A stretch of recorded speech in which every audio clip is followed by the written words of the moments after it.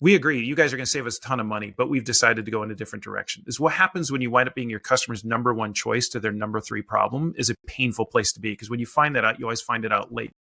This is Outside Sales Talk, the best podcast for outside salespeople. I'm your host, Steve Benson, and we're here to chat with the world's top sales experts so that you can get their best sales tactics to level up your game. Welcome back to Outside Sales Talk. Today I have Brent Adamson and Karl Schmidt with us. They are co-authors of the Framemaking Sale. Sell More by Boosting Customer Confidence. Just came out in September 2025, and it's a groundbreaking guide to boosting customer confidence in complex B2B sales, which most of us that listen to this podcast are in B2B sales, outside sales in particular. They are renowned business strategists and researchers known for shaping modern sales thinking through data-driven insights and practical frameworks.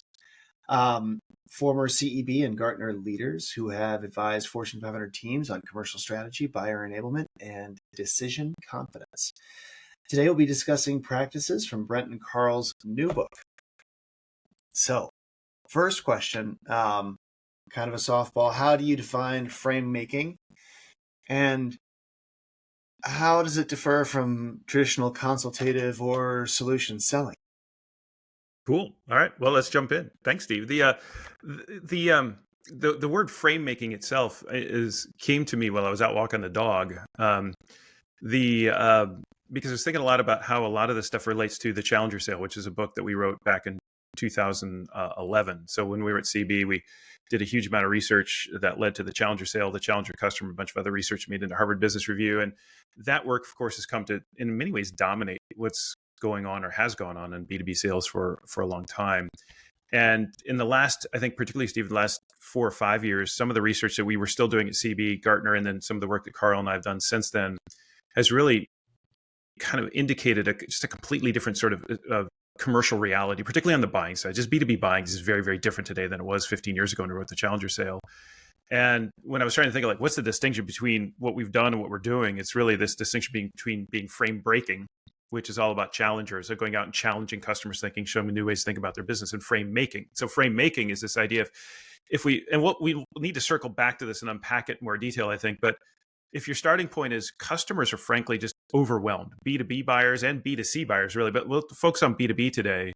When B2B buyers are just completely overwhelmed with too many, just really the complexity of decision making, information overload, objective misalignment across their colleagues, outcome uncertainty.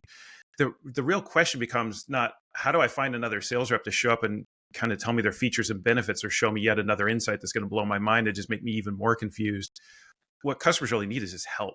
Help me just kind of sort through all this. Help me I almost need like a buying guide or a decision coach to kind of help me walk me through this months-long process of making these complex decisions with all these different stakeholders. And at the highest level, that's what frame making really is taking some of these big and hard and overwhelming and complex and just putting a framework around it. So imagine if I were to say, Steve, it's pretty overwhelming to make this decision about the CRM system, but what we found in working with other customers like you, it really comes down to probably 3 core questions, one of which you may not have thought about before. And we've learned this from watching other companies like you kind of go through this journey. So what I've just done is I've taken something as big and hard and complex. I haven't told you what to do. I haven't given you the answer, but I've put a frame around it such that you still have degrees of freedom to make decisions for yourself inside that frame. We can talk about why that matters so much. But I've just made it feel so much more doable. So I've given you confidence, not so much in me, but confidence in yourself that, maybe we actually can move forward with this decision. This is really cool. Okay. So can you walk us through an example of what frame making looks like in a live sales conversation on something that we all know about? Like we all have purchased a CRM in the past, for example. So right. walk me through what this sounds like. I am a customer who's considering buying a CRM. I'm looking at Salesforce and HubSpot, and Monday and Zoho, and there's 72 of them, and maybe you sell one of them, maybe you sell implementation services around it. I'm not sure, but whatever you want, but help me. Let's run through a frame making and show people what that looks like. Let me, Karl, maybe you do the terror story here, and just because it's a perfect example of this. But the answer at the highest level, Steve. So we'll give you an example in just a minute. It's a really practical one. But two thoughts first. One is the first thing you have to kind of think through, and we all this is in the book, and we walk through this in a lot of detail. But because there are different ways in which customers are struggling to make a decision, so they lack self-confidence across a number of dimensions. Whether it's just like, how do I navigate this decision, versus what questions should I even be asking, versus how do I get aligned with my colleagues. Karl, I can share you with the story of one just around this decision complex. Like, who do I need to get involved in? What are the steps of the process? I think is a perfect example of what this looks like. And then what we'd also tell you is there can be sort of light versions of frame making, which is the one we'll share with you now, or there can be much more complex. Like, think about like a maturity model or a diagnostic exercise. A lot of those take a decision and frame it and give you a structure to it. And that's a more, if you will, robust version of frame making. But Karl, tell us the terror stories is a really good light version of which anybody can do, isn't it? Yeah, it is. And it gets into a little bit of what you were talking about of someone, a buyer who's looking to acquire something that they haven't purchased before, right? So they may not really know how to navigate a purchase in their own organization, and certainly not this particular type of purchase. So a lot of questions just about what questions they should be asking, or who needs to be involved, or what are the processes and procedures within their organization. And so that's all what we kind of roll into this challenge of decision complexity is one of the things that really causes deals to stall. But in this particular example of the Terra story, let me just set it up quickly for you. This is a star seller off on a again classic outside sales, going to see the client, and her manager is along for the ride. And so it's we should preface this with this is a real story. This isn't just a hypothetical. Yeah. This has actually really happened. Sorry, Karl, I didn't mean to interrupt you. Yeah, Brent likes to say, most of his stories are true, and this one is. So I should have emphasized up front that this is what we all experience. I don't know how many times in our careers, right? But it has the added wrinkle of, you're just not out there on your own in the rental car after having landed at the airport. You have your manager along as well. And so the two of them arrive at the client site. And this is all, again, shared with us from by the manager and from his perspective. But they get into the room and everything's starting off normally. And then all of a sudden, a third person walks in and introduces themselves as being procurement. And the manager's reaction, again, this is a very, not quite FSI, but very early in the whole process. And the manager's like, holy cow, what's going on? Why is procurement here? But Tara, the star seller who's running the show on this one, taking the lead, doesn't miss a beat. They go through the meeting, everything goes smoothly, and by the end, the main point of contact and procurement are like, they're comparing notes, they're talking about what should happen next. It's it could really not have gone better. And so the meeting ends, procurement is kind of laying out for the customer, well, and here's how this needs to go. Again, in the case of someone who hasn't tried to buy something similar before. And so they're back in the rental car on the way to the airport to go home again. And the manager's like, wow, you handled it so well. I was just blown away when procurement walked in, but you literally didn't miss a beat. And Tara goes to her manager, well, that's because, I was expecting them to come because I actually had given a nudge to my main point of contact and encouraged them to invite procurement. And the manager's like, what? Why would you? And then she said, well, hold on a second. I've been on too many of these deals where I've invested months, quarters, even years, only for procurement to blow it up at the end. And so what I've come to realize, recognizing, based on working with customers like this, that having procurement get involved early will do two things. One, if there is some pothole to be avoided, that procurement ultimately is going to cause this deal to die. If I'm going to lose, I want to lose early before I invest and waste a lot of time on a particular deal. But also, two, who knows better how to navigate a deal within a given organization than the folks in procurement? And so if someone's buying something new like our solution that they maybe haven't worked through before, then this is an absolutely key resource that they can tap into. And so the manager's like, wow, that's just brilliant. And so then what came next is, and we're now doing this with every sales interaction, is encouraging our customers, again, because this is one seller came up with this brilliant idea. And you see, it wasn't, as Brent mentioned, this isn't some complex framework. This isn't a maturity model. All this is a simple suggestion, a nudge of what Tara observed working with customers like them, where she can help that customer buy a little better. And that's classic to frame making. How do you make something that feels hard, difficult, something that they really are going to struggle with, make it feel a little bit more manageable? And in this case, it's just a very simple suggestion. That's fantastic. Okay, it's so simple, right? Yeah. By the way, Steve, one of the things that really is helpful maybe to your listeners is like, why does any of this matter? So it feels like just, okay, that's a smart technique. But here's the urgency of why these kinds of sort of, if you will, interventions or coaching really helps. Is the heart and soul of this book, the Framemaking Sale, is a piece of data. And it's a piece of data that we first generated with the teams at CEB, Gartner, trying to understand what ultimately are the things that need to happen inside a complex sale or a complex purchase to increase the likelihood of customer buying what we call a high quality, low regret purchase. That is so they don't settle for status quo. They don't settle for good enough. They don't settle for the small pilot, but they buy the bigger solution with the broader scope, the higher price point, and they feel good about it at the same time. That's like the holy grail or the unicorn that we're all trying to get after.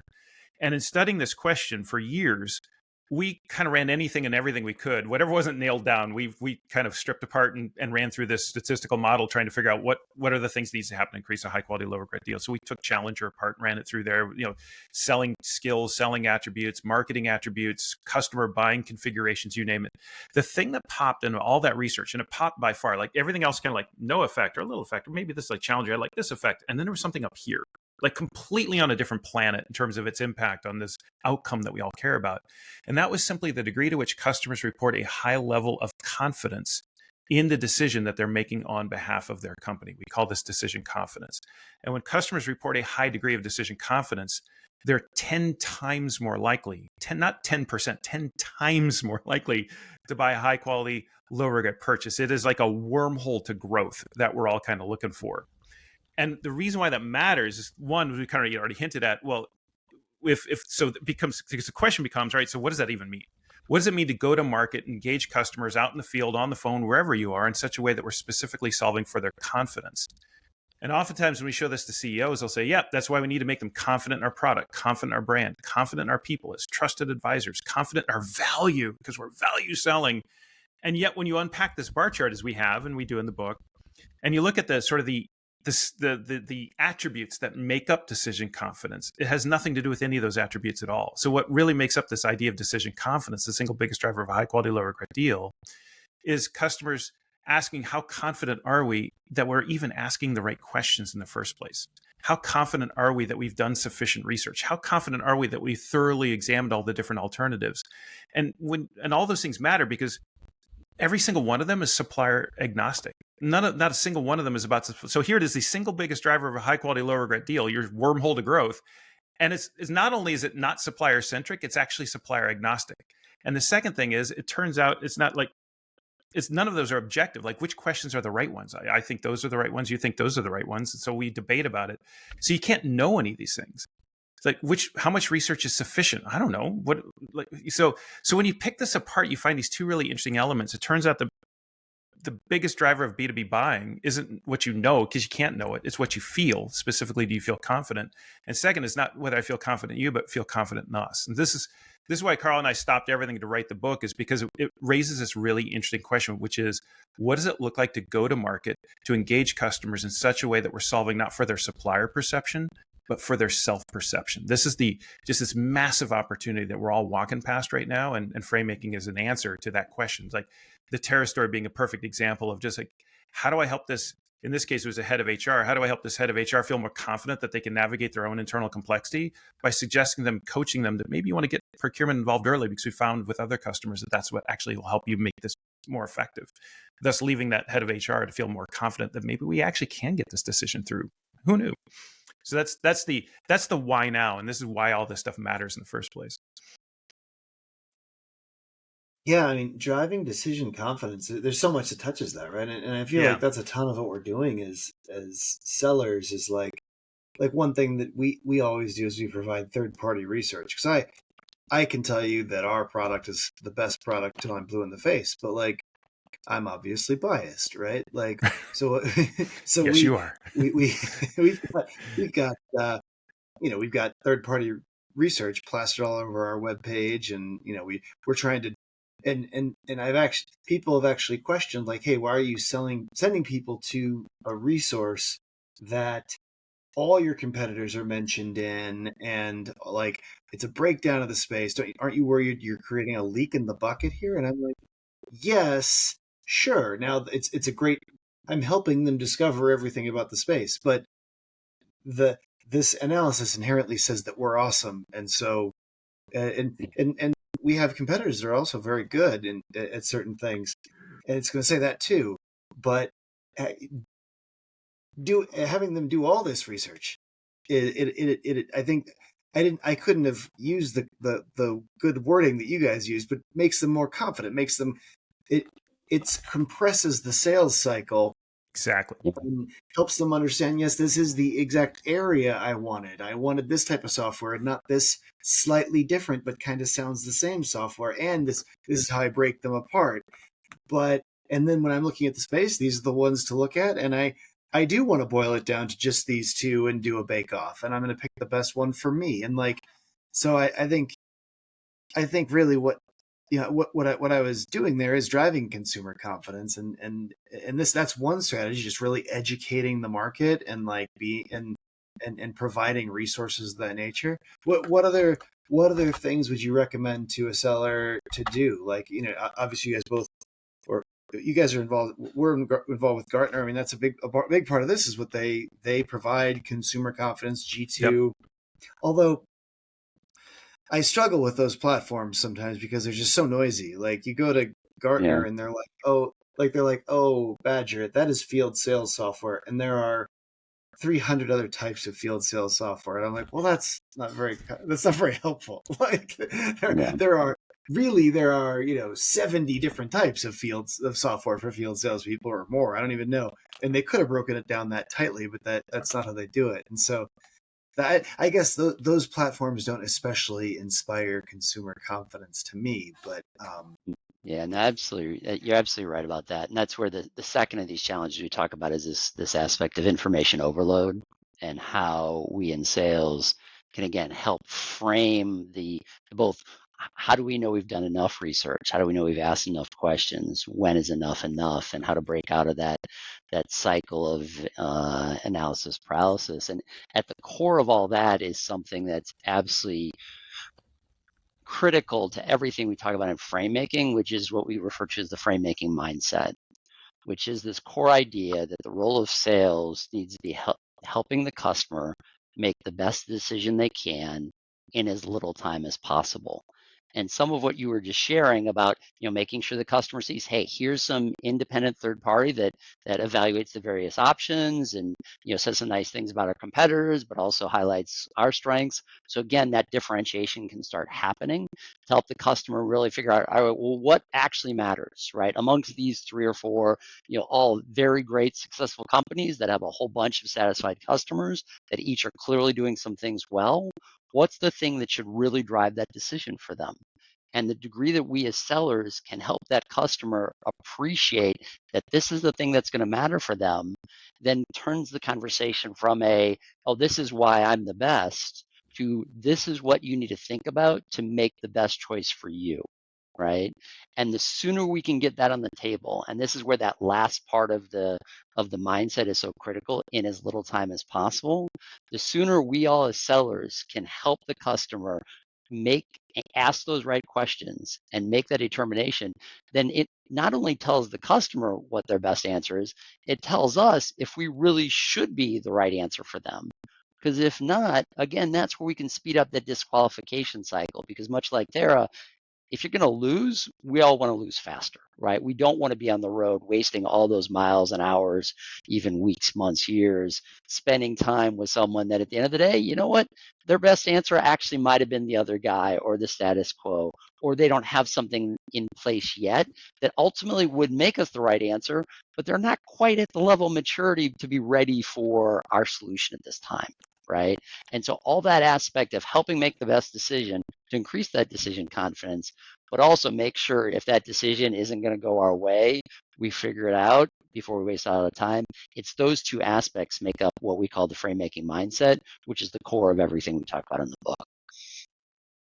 So I guess a lot of times people would say, "Oh, this sale is stalled or didn't close because we were too Price. expensive, or the Right. the Right. product wasn't a fit."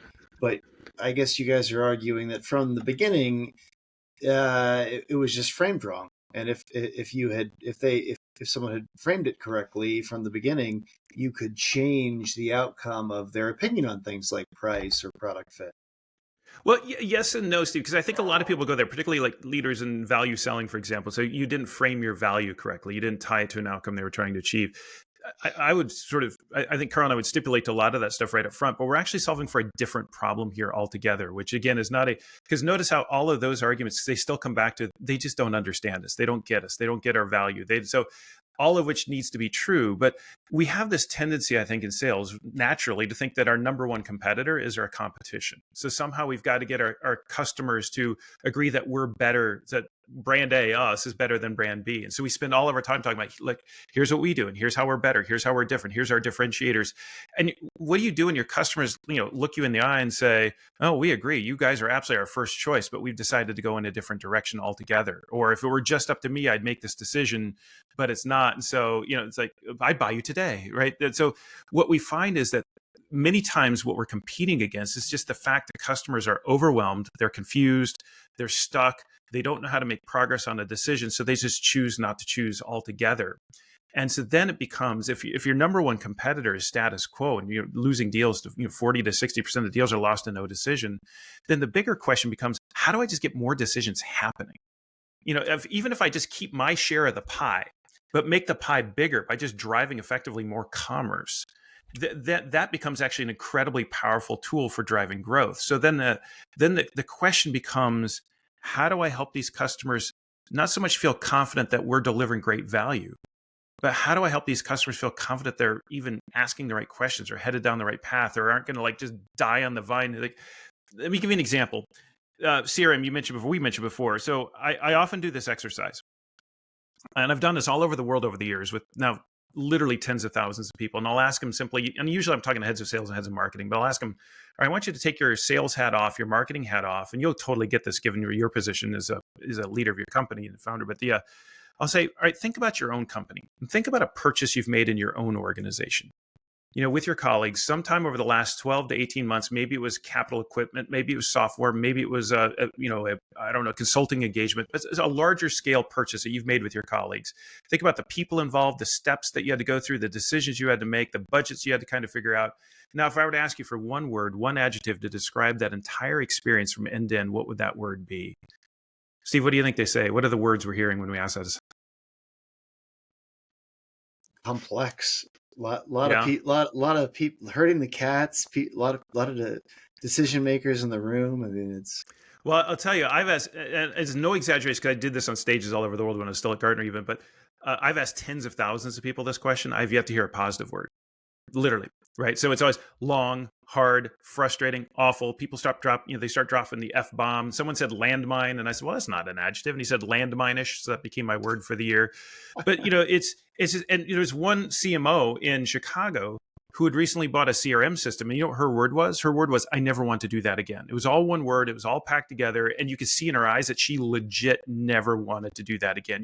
She was reliving the pain of that decision as we were going through this exercise. And it raises this really interesting question, which is, what do you do when the first word your customers think about, not in buying your solution, but just a solution like yours, is I never want to do that again? And it really raises an interesting question, like, to what degree are your sellers or you individually as a seller showing up today and you are paying the price for your customers' past bad decisions and bad decision making? And yet that's where we all are. Because the second thing I always ask these in these exercises, a 2-question exercise, I'll ask them, right, how much of that pain, how much of that frustration, how much of that landminishness was specifically a result of the seller selling to you, and how much of it was just your own company getting in its own way? And everybody says the same thing. It's like, no, it wasn't the seller. They were fine. It's like, it was just our own company. It was our decision-making processes. It was our, just everything. And it's because we're all convinced we work at the world's most dysfunctional company. I've become convinced we're all correct. We all do. I've worked at 5 different companies, and every one of them is in the world's most dysfunctional company. They've all been different sizes because we're all human, right? And so the question then becomes, what if my bigger opportunity isn't to help them feel more confident in us, but to help them feel more confident that they can not only survive, but manage that mess, that like figure out which questions matter, figure out who should be involved, figure out the order of operations, make it through. Because here's one more example. And this is where I think what you're doing on your website is really interesting. I can show you, I can have all sorts of customer testimonials. Heck, I can have raving fans, right? And I can show you the total, like here's 5 different companies that have bought our software and had an incredible return. And in 12 months, they boosted CAGR by 12%. I can have bar charts, that, graphs all going up to the right. Say, look at all these other amazing companies that have great results. So you can too. What do you do when your customer looks at you and says, I believe you? And you're thinking, oh, glory be, I'm going to sell this thing, go to Cancun, right? But in fact, then they say, but at our company, we're just a little different. And while I believe these results for other organizations, I'm really worried about our ability in our context to get this right. Notice that has nothing to do. It's that you can't show them yet another raving fan to get them over the hump. You've got to help them figure out how they can be more confident in their ability to realize value, not that others have already done it. And so again, that's where frame making can really become this really powerful tool to help coach customers through, here's how other companies have not realized, here's not the value other companies have realized, but here's the steps other companies have gone on to make sure that they realize that value that would be applicable to you and the lessons that you learn. So again, it's all this idea of decision coaching and framing that helps customers come to their own conclusions within a much more manageable space. So you kind of highlight 4 major challenges that customers are facing, or think about their organizations that like almost lower their organizational self-confidence to get value out of things and make it feel like this is going to be a landmine. So decision complexity, information overload, objective misalignment, and just being uncertain that this is going to work, I guess. Yeah. Is there one that you think is more paralyzing that you can kind of spend more time working on, or is it kind of all of them across the board that you need to raise someone's confidence in? Karl, what would you say? I'd be interested to see if we'd say the same thing, but let's get Karl's thought. Karl, what do you think? Oh, you're on mute. Karl, you're on mute. You muted yourself. There you go. Yeah. I'm sorry, my Wi-Fi dropped for a second there. Yeah. We're down one Karl. It's bad mic day. This is what we'll fix in post. Yeah. We'll fix it later. Oh man, did your mic die completely? This is bad mic day. All right. Well, Karl, you futz with that. I'll take a stab at the answer. So Steve, you remember the old Jeff Foxworthy, the comedian's bit about you might be a redneck if, right? So yep. This is my mother loves that guy. It's one of these. Oh, it's so funny. This stuff was great. Particularly, I'm from Nebraska, so I could totally relate to all of it. But it's kind of the point being, there's almost like a set of diagnostic exercises that you might lack confidence across decision complexity if. So in other words, in the book, we can kind of go through sort of the symptoms or the signs to look for that indicate that customers are struggling across that single dimension or that particular dimension. It'd be easy for me to say all 4 matter and go after all 4, but at the same time, it's like, man, that's just overwhelming. And the workshops we've built, the answers for frame making kind of go from sort of introductory around this decision complexity, like the Terra story. That's a relatively straightforward thing to do. Then you get into some of the stuff about outcome uncertainty. It gets into some pretty complex, advanced, sort of very, very powerful tools. So I would start with, here's where I'd start with. This is actually super simple. And it isn't specific to one of the 4 dimensions of struggle per se, but I would ask you, here's a great thing for any individual seller to do, or a marketing or sales leadership team to do, is so if you identify 2 or 3 of your customers. This is great. Actually, Steve, do this for you. This is great for your company. If you think about 2 or 3 of your customers that have successfully navigated a purchase decision such that they've now bought your solution, hopefully they're happy with it. Hopefully they're realizing value. But the thing that I want you to focus on is literally just who made it to the finish line, who made it to actually the purchase decision. And you sit down and it's almost like a win-loss. But what you're asking them is, if you think about the last 12, 18 months or whatever long your sales cycle is, if you think about the purchase decision that you had to go on with your colleagues to get you to the place where you managed to finally make this decision, if you had to do it all over again, what would you do differently to make your life a little bit easier? Or if you were to give any, if you were talking to a peer of yours who is about to go on the same journey to make a similar sort of decision, what advice would you give them to make their life a little bit easier? And I think what you're going to find is you're going to get some, you know what, I really wish we'd brought procurement in earlier. I really wish that we had actually calculated this. Or I really wish I'd looked at, oh, there's this one video that was so helpful and I found it late. If I'd found it sooner, it would have been so much more helpful. Whatever they say is going to be just a great indicator of the kind of support, the tactical framing that you can provide if you package it well against any one of those challenges. So I think what I would want to do is I would want to diagnose from a customer's perspective, what are the sources that deteriorate or undermine their confidence the most? And it's going to be there's going to be flavors of each of the four in any given company and any given go-to-market model. But you want to identify the biggest point of pain, essentially, and then go after that first. That's how I think about it. And it might be a little different given the context of what you're selling and how you're selling it. Yeah, and also how they're buying and whether they've bought a solution like this before, right? Because again, the example we gave from the Tara story, or any of these that are such an emphasis on decision complexity, are cases where, heck, if this customer hasn't bought something like this before, or is new to role or new to the organization, then again, that just navigating who needs to even be involved in this, that can be the real challenge up front.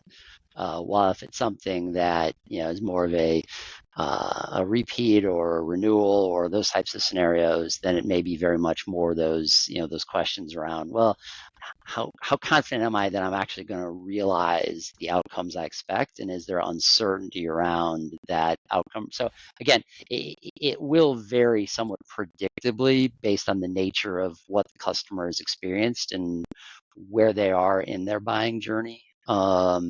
And so it's less about where is the single most likely bet to play, and more the being empathetic to where the customer is and where they're likely to struggle. That makes a ton of sense. One question that I'll encourage my reps to ask early in the sales cycle, which, and I guess it's kind of to get at this sort of thing and solve this sort of problem, is because you can pull it forward almost, rather than ask people at the end. You can ask them at the beginning, hey, have you bought something like this before? Yeah. And then with they're like, yes, it's like, okay, well, so in that process, who had to be involved? Did legal have to be involved? Did IT have to be involved? Do you guys have a procurement team? Who did what did you buy before? Oh, they're like, oh, if you sell software and they bring up a server, then that you could be barking up the wrong tree, right? It's like, that's not exactly the same thing. But but I think a lot of times you can have a conversation with people and get them to visualize what this sales cycle is going to look like over the next 6 months, and get them to kind of help you see around corners, and at the same time help themselves see around corners. Steve, you can even have a little fun with. But what we're talking about here is really interesting to me, and that I've sold many things and failed at selling many things, and I've been on even more in my role over the years. Been on many sales calls where I'm sort of the subject matter expert. But I've watched all this unfold in so many different versions.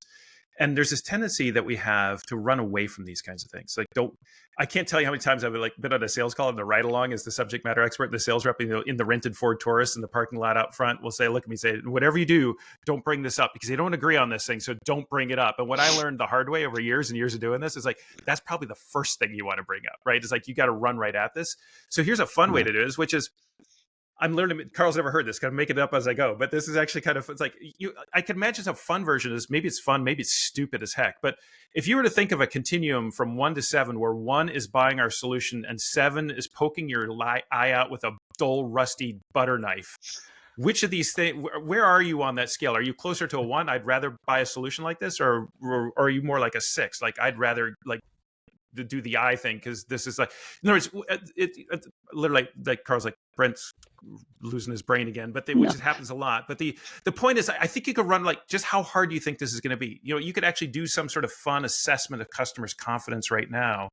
Hey, I was talking and working with other customers like you, when they buy software, someone told me the other day, I never want to do that again. Is that kind of how you guys are feeling about it? Or do you feel pretty good about this? And how can we help kind of think through the next steps inside your own organization?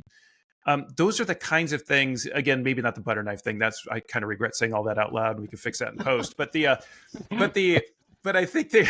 Oh no, we're but keeping that. Yeah, you got to keep that, right? I know. So, Yeah. but hopefully you get the broader point, right? Which is like, let's actually talk openly about: are you confident about your ability to make this decision? And if not, let's help you feel confident. That's a seller I want to talk to. I don't want to talk to a seller who's going to tell me one more time about their total cost of ownership. I already got that off your freaking website.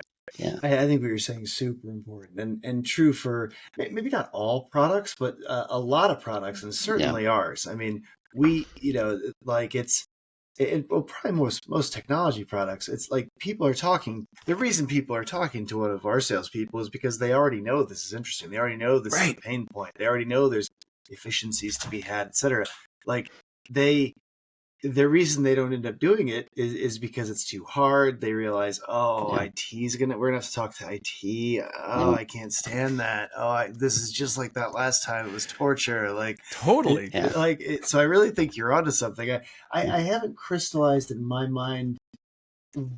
Maybe I have to read the book, but I haven't crystallized in my mind yet. Like how do I take someone who has low confidence and build them up to a higher confidence? Yeah. How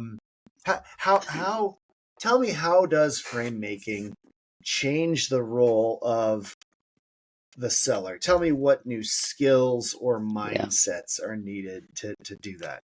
Yeah, here it'd be helpful to kind of start as to what are the levers that actually increase decision confidence. And this is where I have to give credit to Daniel Kahneman, and especially his last book before he passed, Noise, because the research, again, from the neuroscience side about what it is that actually increases decision confidence, this is something that the academics in the psych world have been studying for a long time. And there's a number, but there's two that matter to us in sales because there's two that we can actually influence. And the one is going to be immediately obvious to everyone, and that's just making it easier, right? I don't know what B2B sales leader hasn't at some point run how do we make it, how do we make the customer's buying journey easier, right? And often that ends up being more the buying from us journey, not the customer's own buying journey from their perspective. But that aspect of ease is largely appreciated, but it's critical, and it's something we all have to be very aware of. It's the second piece that largely hasn't been discussed previously, or at least not as much as it should because of the impact it has, which is this aspect of agency. We can't feel confident in a decision if we don't feel that we have the agency. We don't have the ability to actually do something about it, right?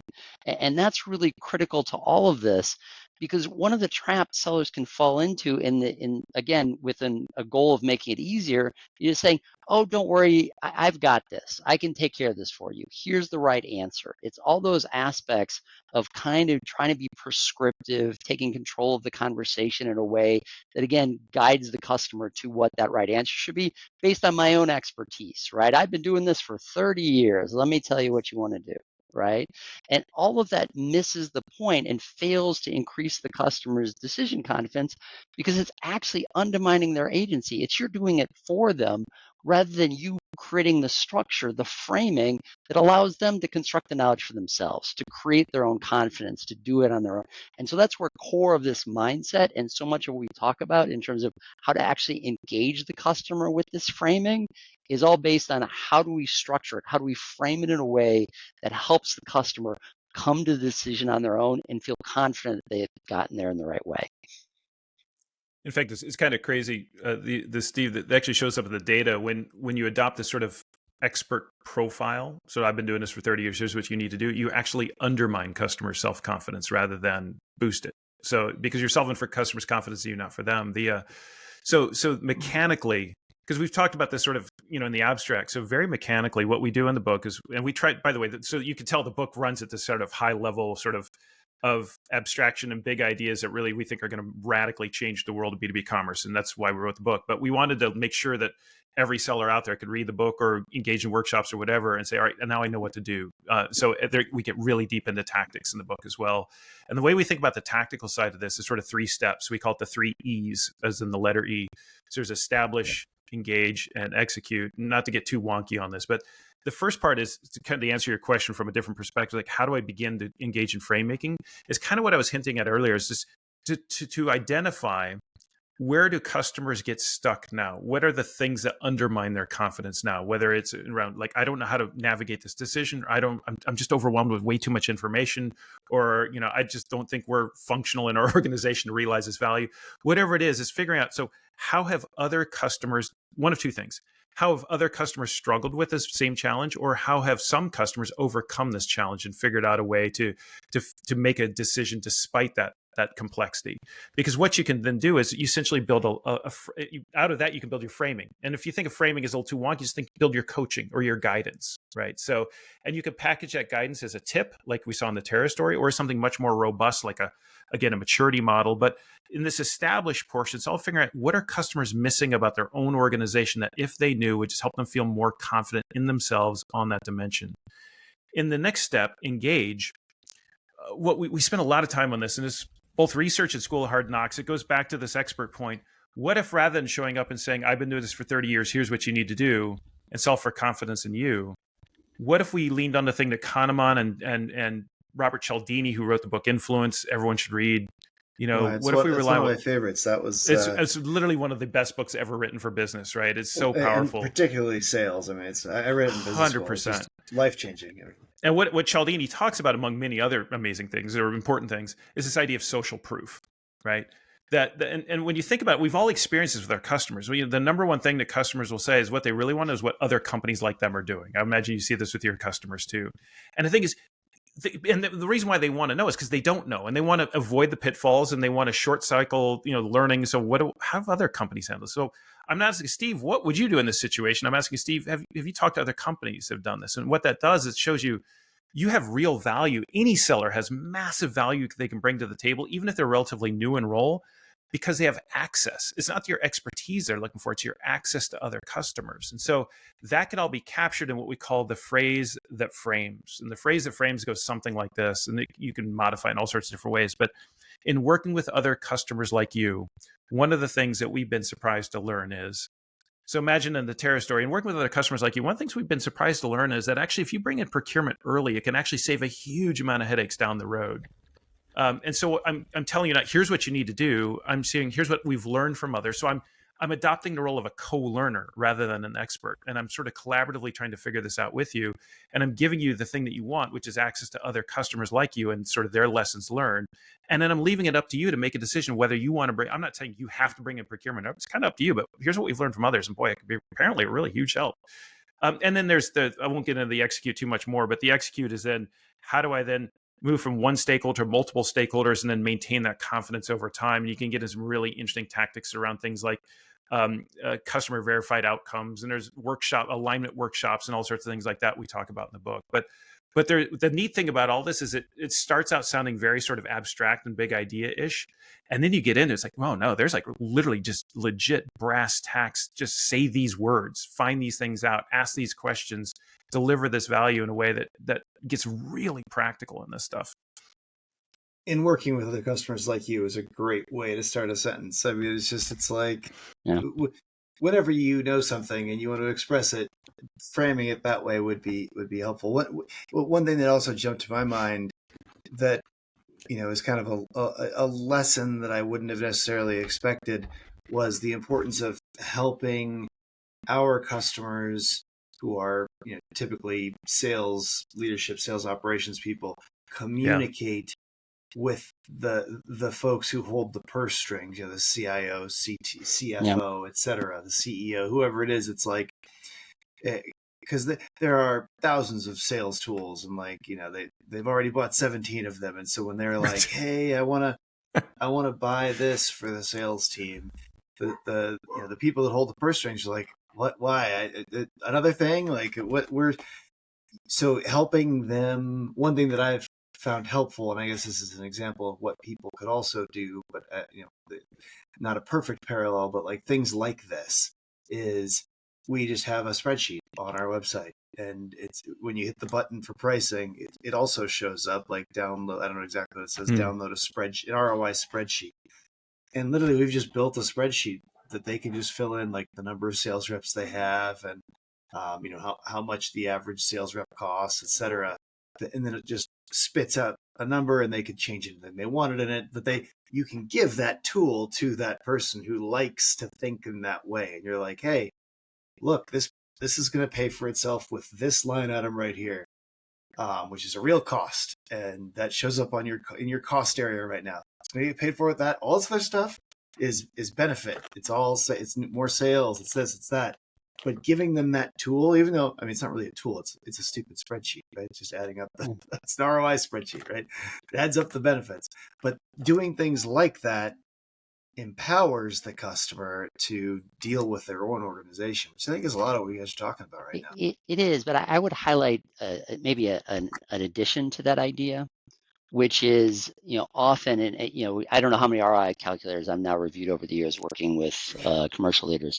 And so often, again, if we try and really be empathetic from the perspective of the customer that's trying to navigate this, the one thing I've heard from almost every customer that I've interviewed or talked to about this is like, well, we never believe the numbers, right? There's always a discount that we're trying to apply, either because we don't trust the supplier or we're going to screw it up ourselves, right? There's something that we are the most dysfunctional company, and as such, yeah, sure, a competent company or someone who knows what they're doing or whatever it may be, but we're gonna find in some way to mess this up. And so the thing I would suggest anyone who's got this type of ROI solution adding to it is a bit of a lens of segmenting the different types of customers that have had these experiences into those. And again, we all love to talk about the company where everything went perfectly and they took that ROI number and they got like 10x returns because they crushed it. We all love to talk about the best case scenarios, right?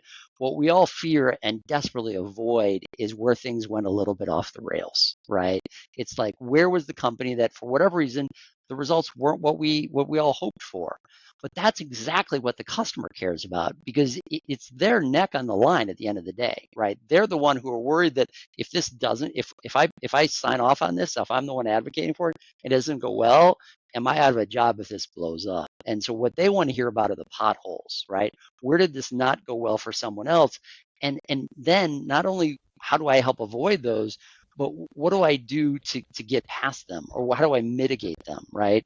And so use that type of tool not only as a anchoring mechanism to help them appreciate here's the value you're likely to receive, but also use it to have the conversation around, but here's where we've had customers that didn't quite get there, but this is why. And so this is what we're going to not only make you aware of where those potholes are, but here's how you avoid them. Right. And so it becomes, again, a place where we can help guide and coach to help the customer really feel confident that, oh, yeah, not only are these guys helping me understand what was involved, but when it comes to that realization of value and that outcome uncertainty, that fourth challenge we've talked about a few times in that final mile, which often can feel like it's a negotiation stage. No, this is really where they're fearing the unknown in many cases. And how do we make that unknown known through our work with other customers like them? And so again, it's that social proof. It's, again, when we interviewed Cialdini years ago, again, this aspect of where it is that we can help a customer look around a corner and see the thing that they'll miss on their own by helping them appreciate what others like them have experienced. Incredibly powerful. So again, the ROI calculator, I'm not saying it's a bad idea. What I'm suggesting is you really need to pair it with this second aspect of what do those bad outcomes look like, what causes them, and how do we help the customer avoid it? Absolutely. Can I give you a scenario? Cool. Let me throw out a scenario where the ROI calculator maybe actually is a bad idea. So what, Karl, for what it's worth, anyway, keeping track at home, which is maybe nobody, I don't know, but Karl just walked you through chapter 6. So let me take you into chapter 5. So this is objective misalignment. So I have now got the ROI calculation. I can show this thing pays for itself. I would imagine when your stakeholder, your main contact, Steve, looks at you and says, oh man, you're right, Steve, this thing pays for itself. It's like, I know. It's like, oh, I'm going to Cancun, man, because this thing's like amazing, right? But what happens when I take that now ROI calculator, I show it to my boss or maybe my boss's boss and show it, it takes care of, it pays for itself. Why would we not want to do this, right? And I say, let me explain why we wouldn't want to do this, because actually we have a completely different set of objectives that we're trying to shoot for at this company. And what that's going to be is maybe, net positive in terms of of return, but it's going to be a massive distraction, and the opportunity cost of the time it takes to make. I'm sure this has happened, right? I mean, this has happened to all of us, which is really frustrating. So what and you we're begin to usually realize not in is the room when it happens. well, it's exactly right. And it's so maddening because it's like they just looked you in the eye and said, I see the value. It was like, this is a no-brainer. And yet they can't. But if they're smart, frankly, and if they're strategic, they're thinking, I may still not want to show this to my boss, because if I can't articulate why this is important, not just in terms of ROI, but why it's important in terms of strategic objectives, it's still me showing up in a way that's saying, I don't get it. Right. So one of the things that we talk about in chapter 5 is aligning not on the value, but aligning on priorities. So we take this idea and break it into its 5 sort of components. Try not to give you too much detail because it's all overwhelming. We call this the objectives, tactics, results framework. And the whole idea is like anything that you're trying to do as a tactic is like, ladders up to an objective. Well, why are we doing this? Because we're trying to make this happen, right? So we're trying to make this happen. Why are we doing that? Because that ladders up to someone else's objective. And you can kind of go up and down the organization in terms of objectives beget tactics, which become objectives themselves, and so on. And so the question becomes, how can a seller work with a stakeholder maybe 1 or 2 levels down and help them understand not just the ROI, but how this fits in to whether it's all the way up to CEO or the board, what the organization in a bigger picture is trying to accomplish. How does this objective fit into a higher order objective, And so we talk about laddering a lot in the book and how you can move things up and down. And this becomes a really important point for the seller to essentially play coach, not just on, we're going to make you money. So this becomes this is salespeople calling and say, what's the name of this book again? I got to buy it. That's what that was. But this becomes this really practical tool of guiding your main point of contact to have the right kind of conversation with their boss or the boss's boss, such that they don't all agree that you've got. Here's what'll happen. We agree, you guys are going to save us a ton of money, but we've decided to go in a different direction. Is what happens when you wind up being your customer's number 1 choice to their number 3 problem is a painful place to be. Because when you find that out, you always find it out late. You've spent a huge amount of money and put a massive number on this forecast thinking we're going to win because they love us. It's like, no, they love us. They're just trying to do something different. So I've got to align not just on our value, we've got to help them align on their objectives. And I think many of your stakeholders instinctively know this. And if you can't help them do that and they're nervous to do it on their own, they're not going to do it. So they'll look you in the eye and say, if it were just up to me, I'd buy it today. God, I hate that line. That's the worst. I can't tell you how many deals I've lost with someone if it were just up to me. Or just up to me. If it were just up to me. So I'm sorry thinks. I'm sorry to interrupt, but I just realized that I actually have a sales call now in 2 minutes. Go make some money. So my apologies. Would it make sense for you and Brent to continue? Is that okay in my absence? Yeah, that's just fine. I don't think anyone will cry. It'll be sad if they realize you're not here, but we won't. Brent's the entertainment half of this duo anyway, so absolutely. You're winning with Brent. So apologies, I should have given the heads up. Go make the money, Karl. So, go make the money. Go sell the stuff. Get them. Yes. Thank you so much. It was so nice to meet you. Nice to meet you too.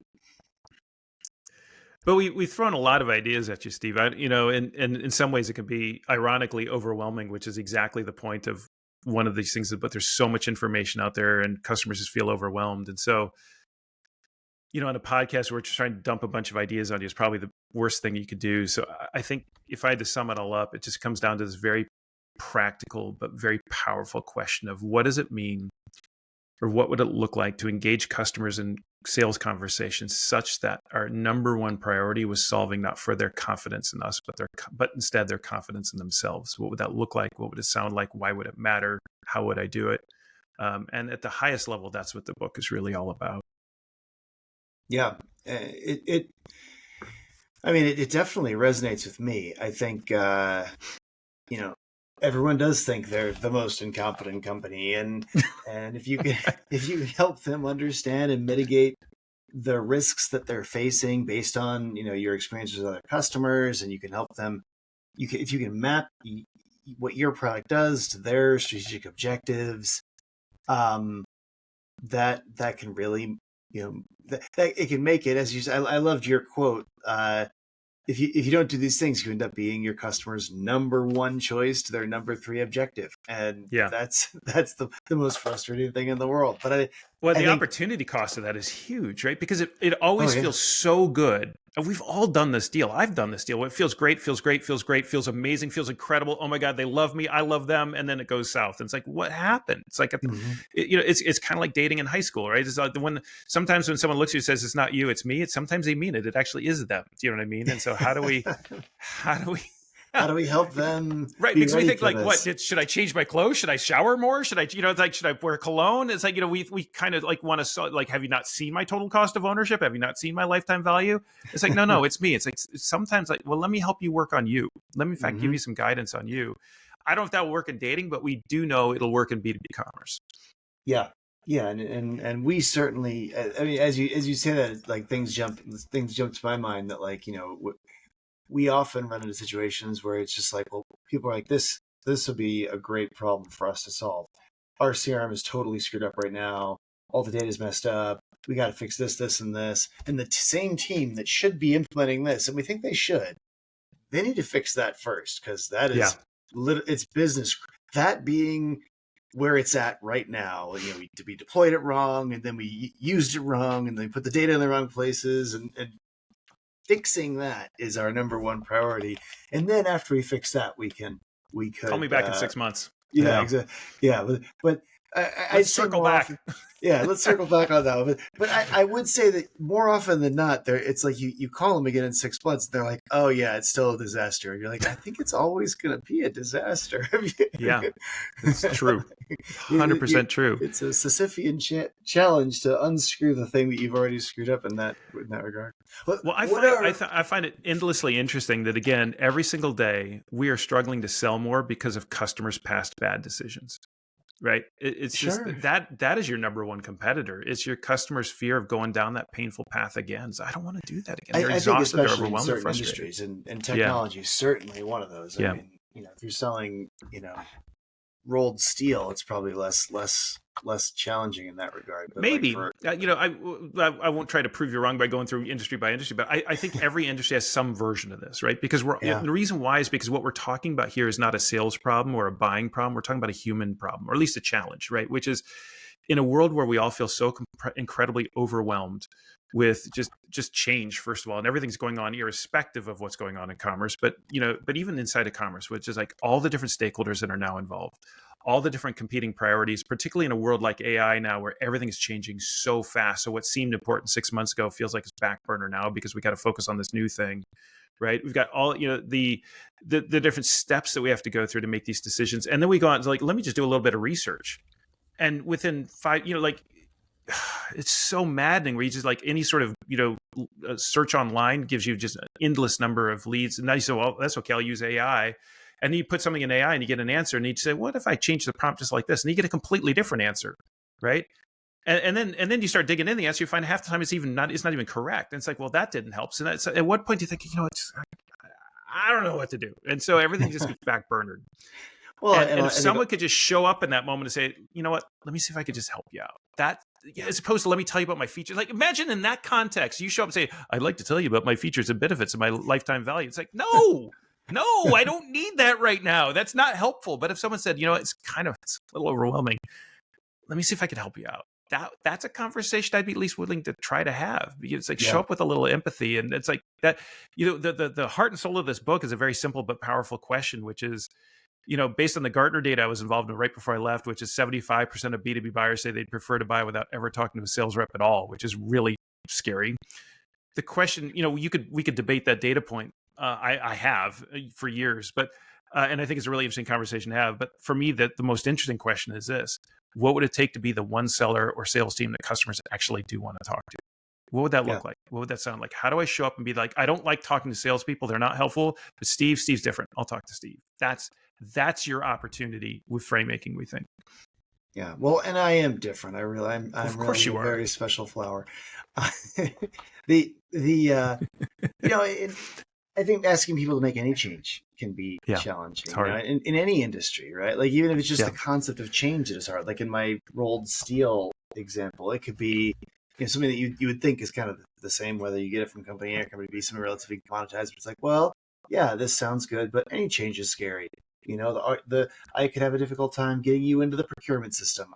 The product could be slightly different and not fit on our machines just right. Your delivery schedule is off. You don't have just-in-time supply chains. The hedging instruments you have on the financial side are different than the ones who now I've got to realign my financing. You think like how hard. This is why we all get frustrated, because you're literally thinking like, how hard could this be? And then you're like, oh, actually, it's really hard. I didn't even think about all these things, right? And so if imagine someone said, you know what, actually, I know you're thinking about making a change. Here's what we've learned from other customers and working with other customers. Like we found there's actually 3 things you want to focus on, and here they are. And if you can get these lined up, then this probably is a good decision for you. So thank you for the advice. That was so much more helpful.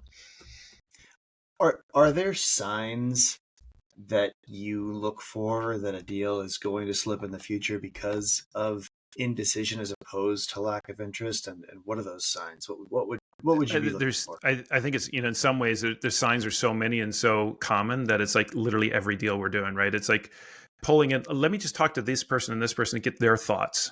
It's like that's so, but I'm not really sure where they stand on this. It's deals slipping in terms of time, customers disappearing on you, cycle times getting longer, which they all are. Customers asking, telling you, like I was reading something else and I've got a kind of different take on this now. And so they're if they seem to just be wandering around thinking about different challenges and different priorities and like just bringing up new concepts or issues or objections, that is maybe not them doubting we think, oh, they doubt us, we got to talk more about us. It's like maybe they're just like wandering around in this endless learning journey and they can't get out of learning loops, and I just need to kind of help them short circuit that. In the book, we talk about the 4 worst words you can hear in sales. The 4 worst words you can hear in sales, this is somewhat tongue in cheek, but it's true, is when your customer calls you with the 4 worst words. So any sales conversation starts with the words, "It turns out that," it's going south, right? So it's like a relationship conversation starts with, "We need to talk." It's like all downhill from there, right? Yeah. So it's like, it turns out that procurement got involved and they had some questions. It turns out legal wants to look this over. It turns out our new CEO is the list of things it turns out to be are endless. What's interesting to me is when your customer calls and says it turns out that, they're almost inevitably or genuinely surprised. Like, oh, we didn't see this coming. There's an obstacle we ran into we didn't anticipate. For me, the thing that's so interesting about that is more often than not, who's not surprised is the seller selling to them. Oh, let me guess. It's procurement, isn't it? I bet I can guess the 3 questions they're asking. And when you start looking at it from that angle, you realize actually there's a real asymmetry of information here, but it doesn't skew in the favor of the customer. It skews in the favor of sales, which is if they've seen this before and they've seen customers get stuck this way, rather than hoping it doesn't happen this time and wishful thinking, what if we instead of running away from it, run right at it and say, hey, just give you a heads up, I'm working with other customers like you. We've seen these decisions. I know you and I are like this on value. You see the value, you want it. Here's what this could go south despite that, and really frustrate you. I hate to see that happening. Work with other customers like you. Here's how they've managed to kind of get around that obstacle. Here's something you might want to consider. Thank you. You've been so helpful to me. That's the kind of thing that we're looking to create here, is that kind of dynamic. Yeah. Well, this is awesome. Next part of the podcast, I'm going to ask you quick questions, quick answers. All right. Lightning round. Let's go. Lightning round. So what is a sign that you as a seller should be looking for that you are adding confusion instead of clarity to a sales cycle? It's a customer that comes back and asks the same set of questions over and over again, or keeps adding new questions that it feels like you're spinning the wheels. Like if you find yourself, how about this? By the way, I'm making this up as I go. Now it's a really long bolt of lightning. But if you're thinking in your head, we talked about this, that would be a good litmus test that they're at least spinning on information and that they can't seem to like move forward and make a decision. How do you think AI tools and the world of research at our fingertips is helping or hurting buyer confidence right now? I think in a lot of ways it's hurting, but it feels like it's helping, and that's why it's actually particularly interesting. And right, so I could just go to AI and ask Copilot or ChatGPT or whatever, and I get an answer. And you say, but I did this with human grade dog food the other day. I decided I'm a horrible pet owner and I need to do better by my dog by getting human grade dog food, and asked ChatGPT, actually technically I guess it was Copilot, but put together an RFP, tell me the 4 brands, tell me what's best, give me a recommendation, tell me the price structure, all of it, put it all on the table for me. I export the table, show it to my wife, and say, what do you think we should do? And she looked at it and said, I don't know, what do you think we should do? And I said, I don't know, what do you think we should do? And she looked and said, I just wish we could talk to somebody. I wish we could talk to a couple other pet owners. And I think that's where And it felt like I was making so much progress until, by the way, that this is a true story. And that piece of paper is still sitting on the counter in the kitchen. And it's like a month later, and we still haven't either thrown it away or made a decision, right?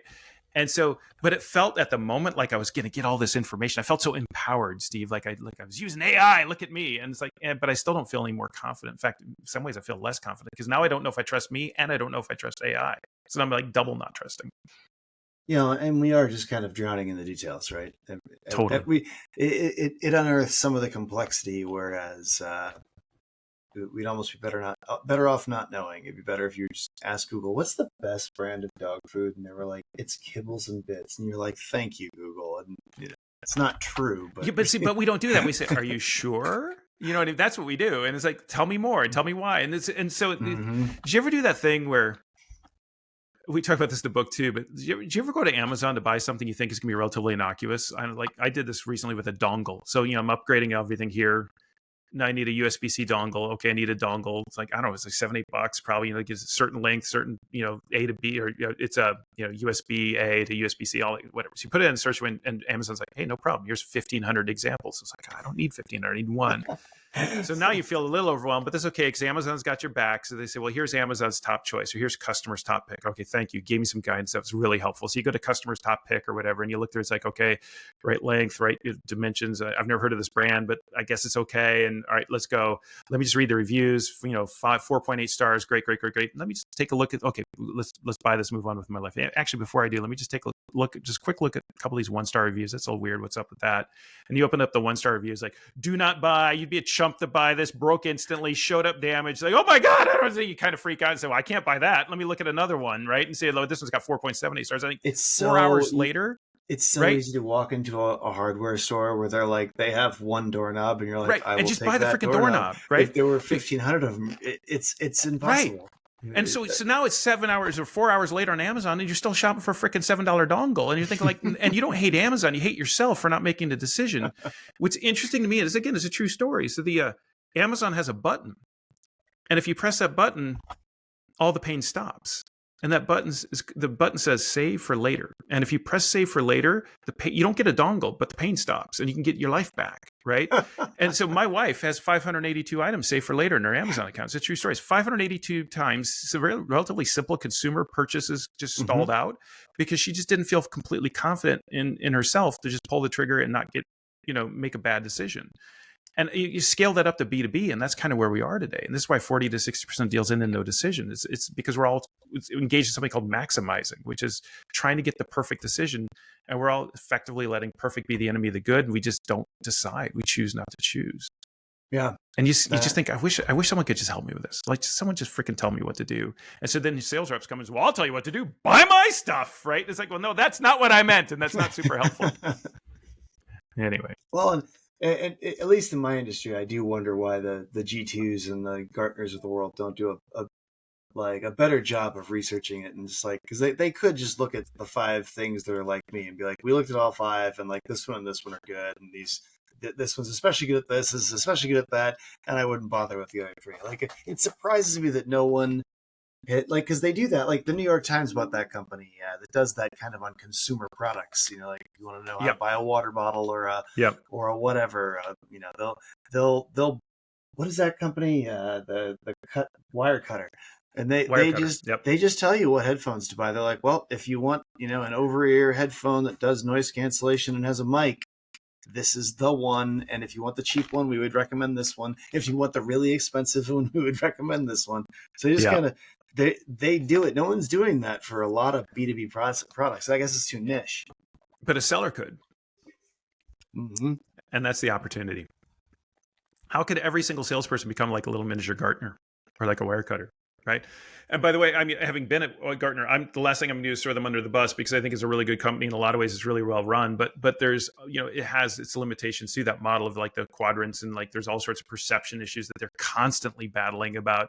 Did they use the right framework? Did they ask the right questions to determine what does the top right quadrant even mean? Or like, did someone, and the scary one, which I don't always say the words out loud because we're trained, like this whole pay to play thing, right? Which is, that's why those companies are just adamant about not allowing that perception to ever arise, but because then they're toast, right? And yet people still whisper it. By the way, I've been inside this machine. It is absolutely not true, so I can say that with confidence. But I'll tell you, that's what keeps them up at night, is even the perception of that, because then the whole value thing kind of crumbles.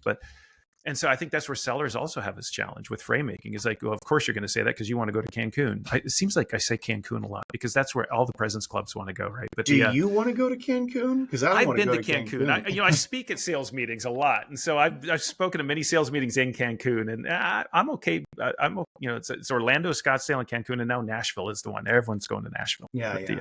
I'd choose Nashville or San Diego over Cancun. Someone asked me last week if I wanted to speak their sales kickoff January something. I think it was like January 7 in Chicago. And I said, wow, do you have any idea how cold it is? And they said, yeah, we know. We're based here. And I said, yeah, but they looked at me and said, but it's really cheap. we have our kickoff at our in our Spain offices, and nice. It does make it cheaper because we've already got the offices and the infrastructure. Most people, half the company lives here, and so that does help. Well, I do birthday parties, sales kickoffs, bar mitzvahs, bat mitzvahs. I travel, so if you want someone to come speak at your sales kickoff, just let me know. I'll come to Spain. Sales stuff, 7-year-old birthday parties, whatever. I can do the balloon animals. I can do PowerPoint. That's exactly. Whatever you need. I can learn balloon animals. If that's what you need me to do, I will learn balloon animals. That's right. All right. Well, I'm going to try to summarize. Good luck. Yeah, right. I'm going to try to summarize what you taught us here. So first, to zoom back, you're often not just competing with competitors, you're competing with the status quo and doing nothing, right? So when customers are overwhelmed with a big and complex decision, you can help them put a frame around it. As a salesperson, ask yourself, how do you make something that feels hard for your prospect a bit more manageable? So decision confidence isn't about their confidence in you, it's about their internal confidence, the confidence that their organization and themselves can get this done. Customers are often lacking confidence that they're asking the right questions, that they're looking at the right competitors, they're approaching the problem the correct way. So one of the roles of salespeople is to help the customer make the best decision in as little time as possible. And to do that, you have to help them understand what actually matters and also speed up their disqualification process. You want to talk openly about your buyer's ability to make these decisions, and talk openly about your other customers who have been involved and who have had experiences and what worked, what didn't work. You want to diagnose which areas undermine your buyer's confidence in the most out of all the areas, and then specifically go after those areas, right? So here you want to be empathetic as well to where your customers are right now in their buying process and their mindset, and also where figure out and see around the corner of where they're going to struggle. So don't just tell customers how they can make that decision, but frame it in a way so that they feel like they have agency to actually do something about it. Work on decision coaching and help show the steps that other companies have gone through to make these decisions or similar decisions.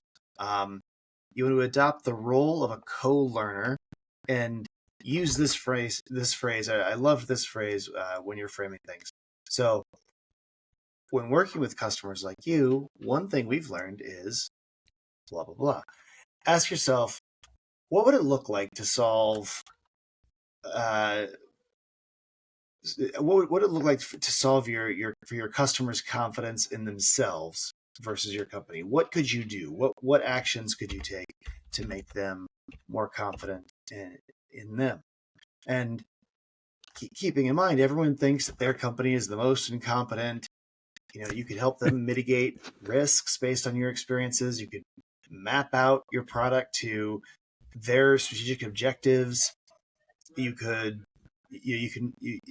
this can be with any change, right? Change is hard, and you can help them through this. And I have never heard anyone quite frame this challenge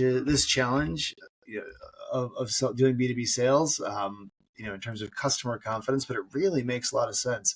This definitely resonates with me in a really cool way.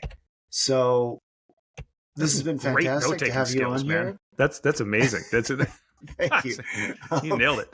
So thanks so much for coming. Absolutely. Where can people? Well, first of all, remind us about your book. Where can people buy it? Where can they read more about your work in general, and how do they reach out to you? So the book is called The Framemaking Sale. Every once in a while, people think it's called The Framemaker Sale, but that's a 20-minute rant I won't go on. But there's framemaking because we're talking about what we want you to do, not who we want you to be. But the Framemaking Sale is available at theframemakingsale.com. That's at least there's more information there. It's available wherever you buy books. The audio version because we get a lot of questions, I'll mention it real briefly, is being produced right now and will be out very, very soon. I am personally, Karl less so, but somewhat active on LinkedIn. I'm extremely active on LinkedIn. I kind of sleep there these days. We post a semi-regular series on YouTube under the Framemaking Sale channel on YouTube, where Karl and I unpack a lot of these ideas that we've mentioned here. And then I also do a weekly video series on both YouTube and LinkedIn called Framemaking Foundational, where I unpack sort of 5-minute snippets of this kind of stuff. So LinkedIn, YouTube, theframemakingsale.com. And just that's probably the easiest way to find us and get a hold of us. Full stop. I'd give my email address, and it's just one more thing for people to confuse me. So just send me a note on LinkedIn. It's probably the easiest thing to do. Yeah. Awesome. Well, cool. Brent, this has been fantastic. If you work in the field, you'll love Badger Maps, the field sales and service app that helps you sell 20% more, drive 20% less. We have free trials at badgermapping.com. I do really appreciate you coming on the show today, Brent. These are some really crazy, great insights that I've never heard anyone articulate before. This is awesome. Thanks, so if anyone can really think of any sales reps that would also benefit from learning these skills, definitely forward this podcast to them so they can get exposed to these ideas too. And awesome. It's been great. Take care until next time, everybody.